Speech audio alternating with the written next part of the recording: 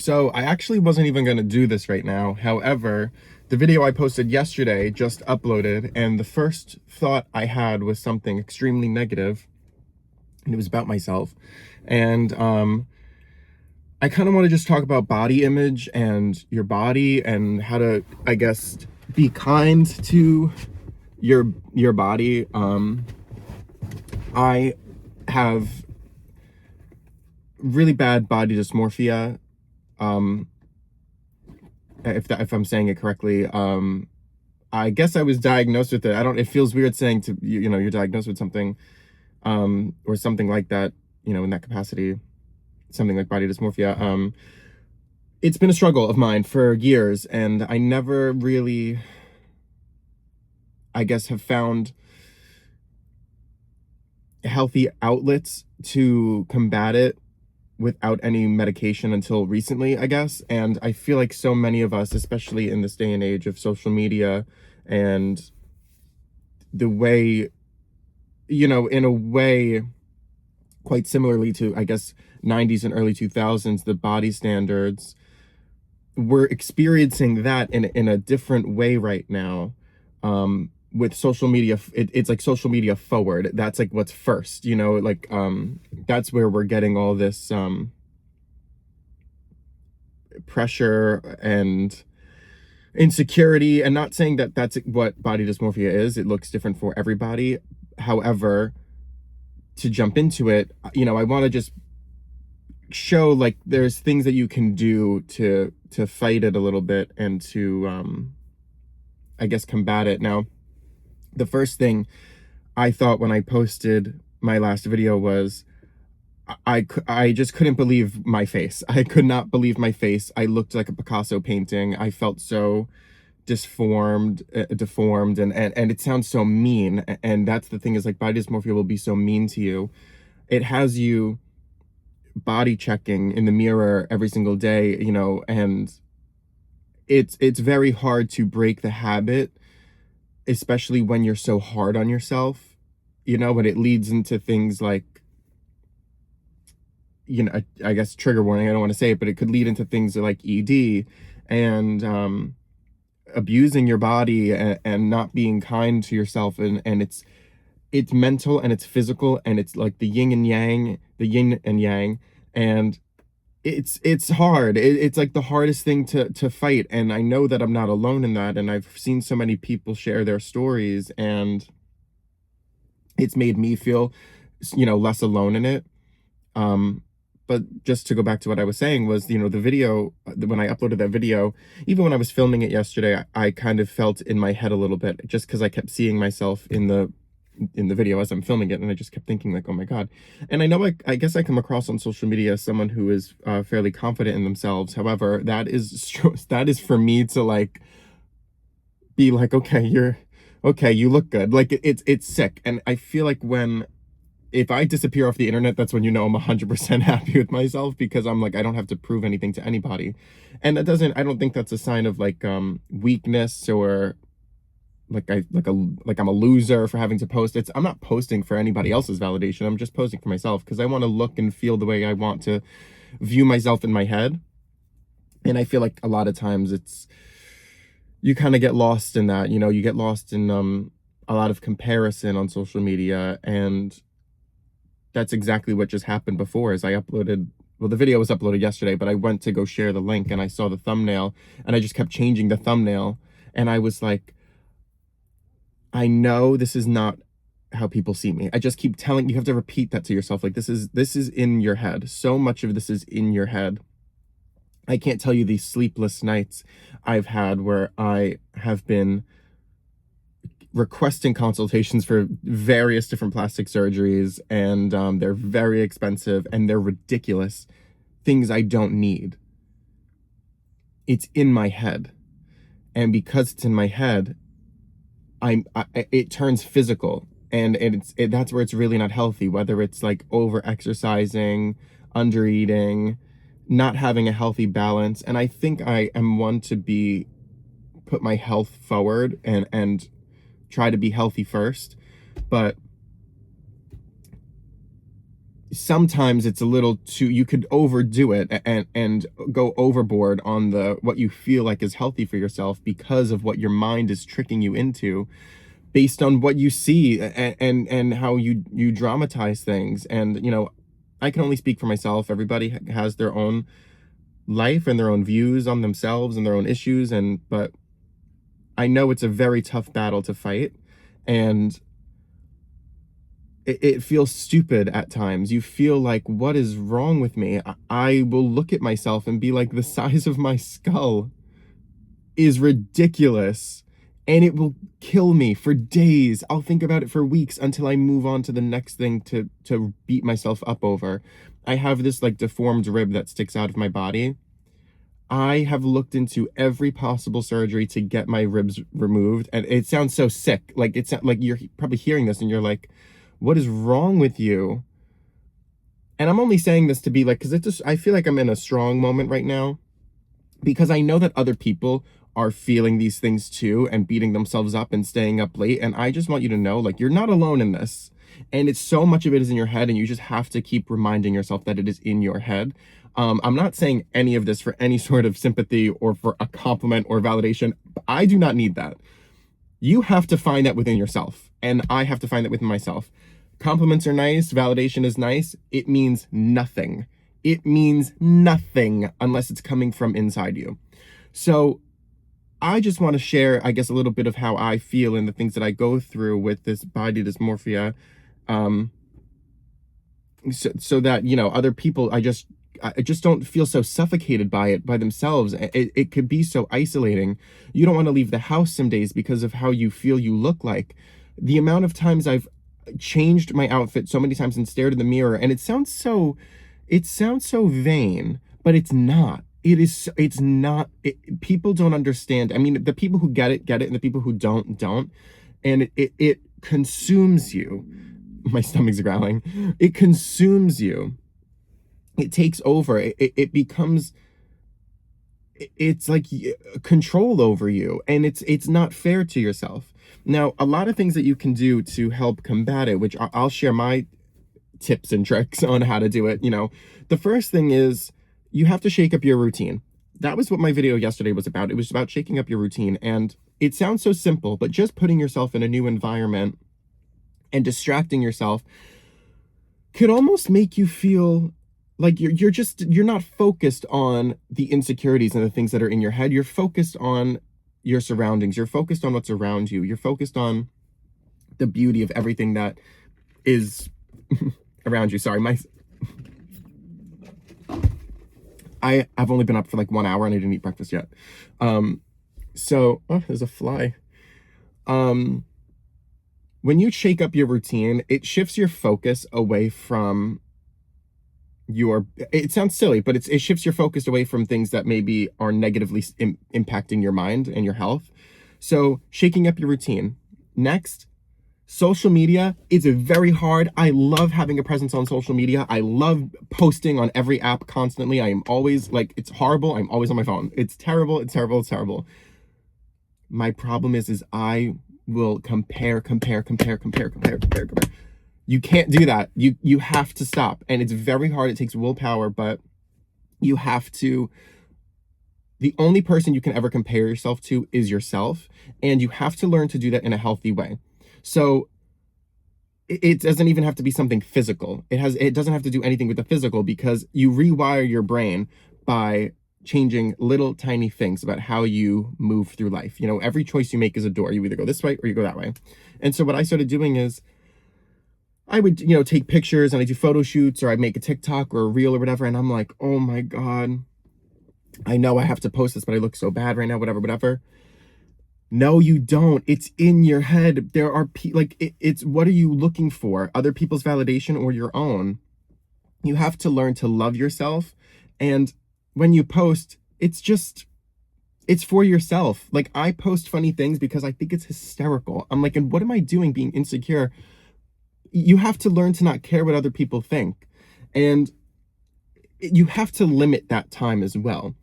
As someone who is always active and always posting on social media, I have to almost find that balance. And especially like being so active, you have to like be strict with it and quick with it.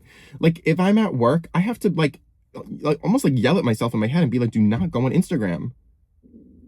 My stomach's growling. I'm so sorry.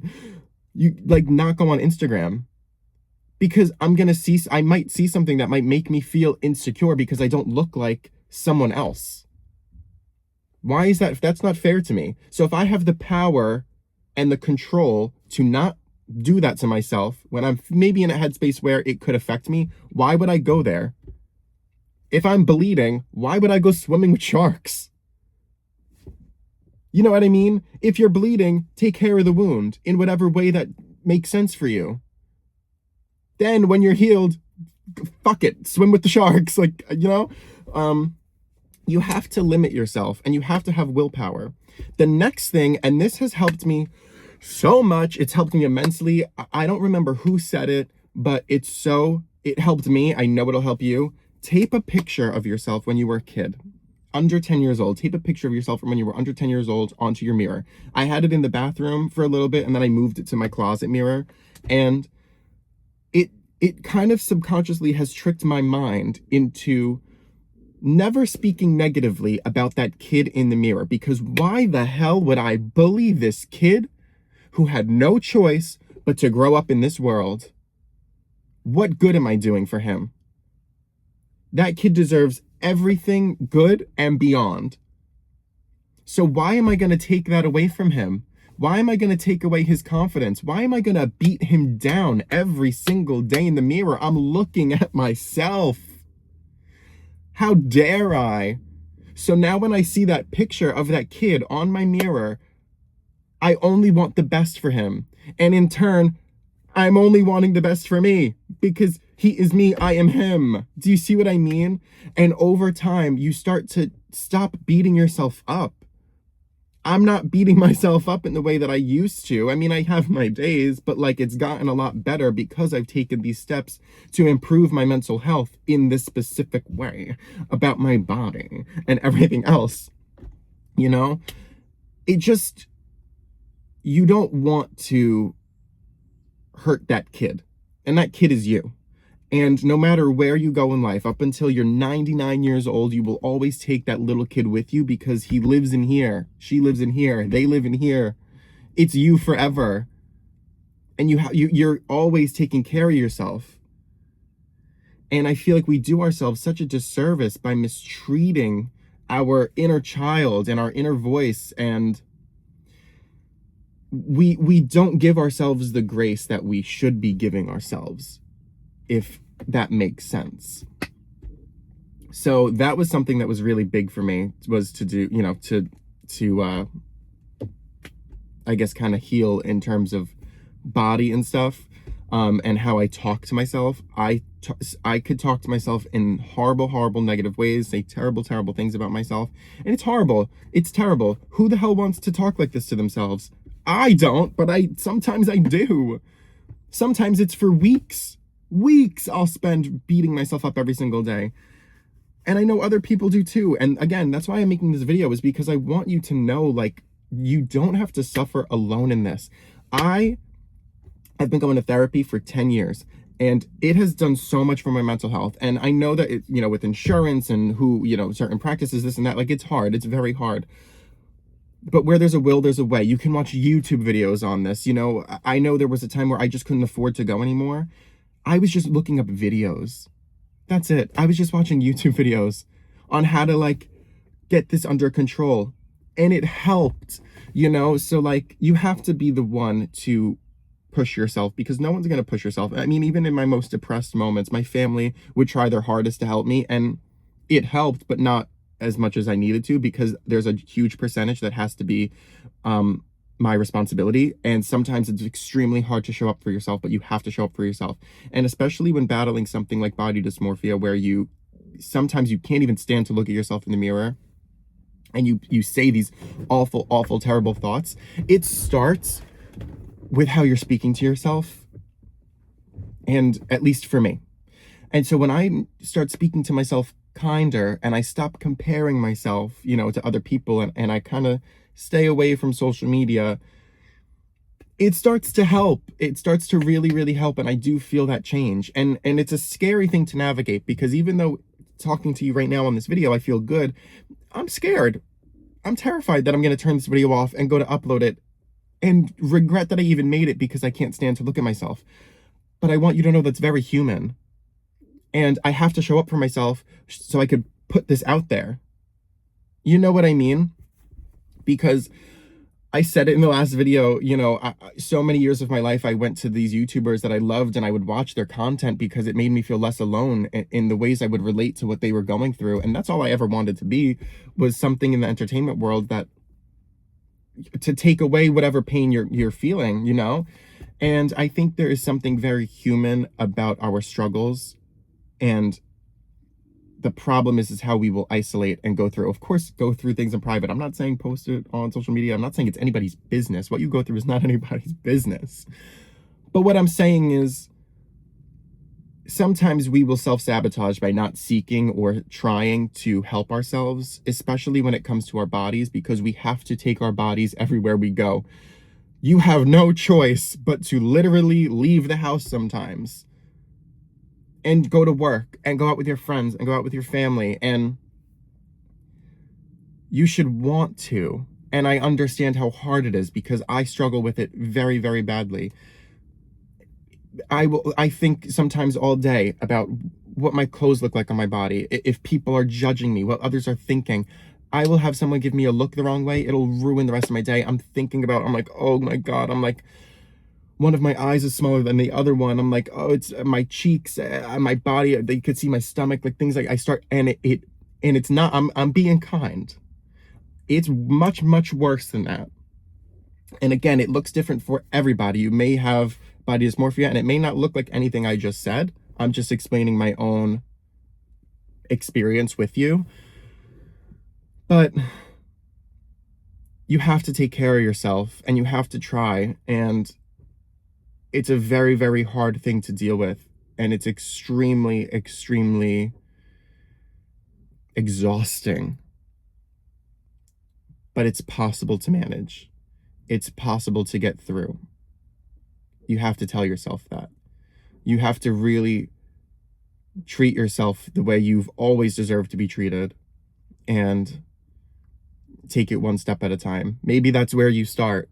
Maybe you start by taping the picture of the little kid that you used to be on your mirror, because why are you going to talk negatively to him? I encourage all of you to at least try something like that, one little step. What noise is my car making? But I encourage all of you to try at least one little step, something like that, because it'll make a difference.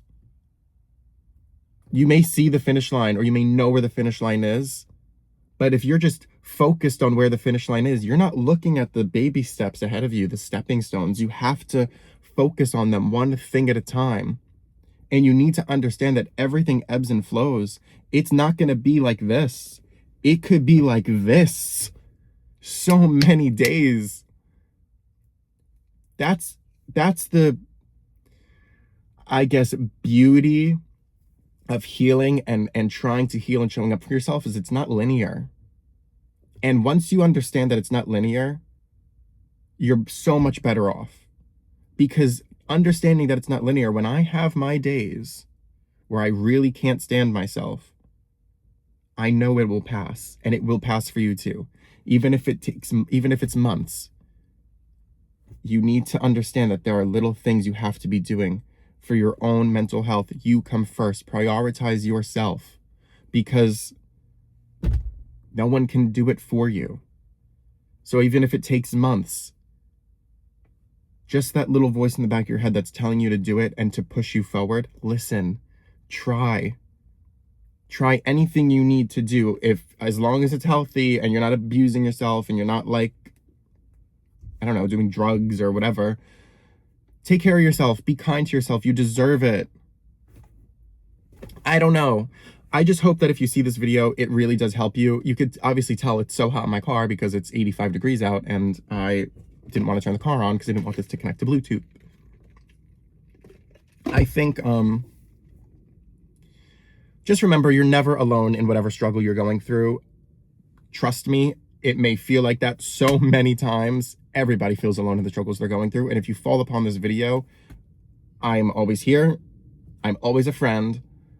You can drop something in the comments. You could talk amongst yourselves. This is the safest place for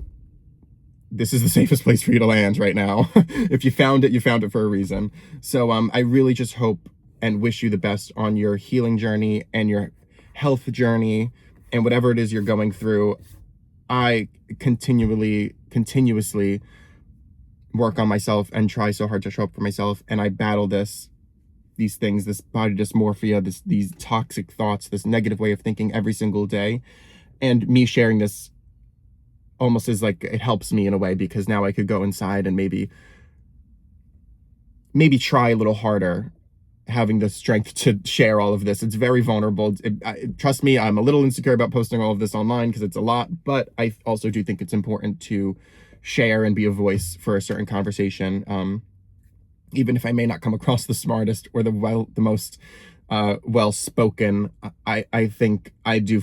I don't know.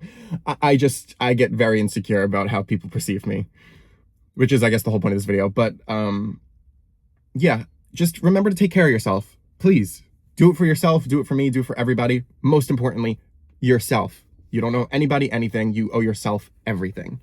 Okay, I'm gonna pass out. Goodbye.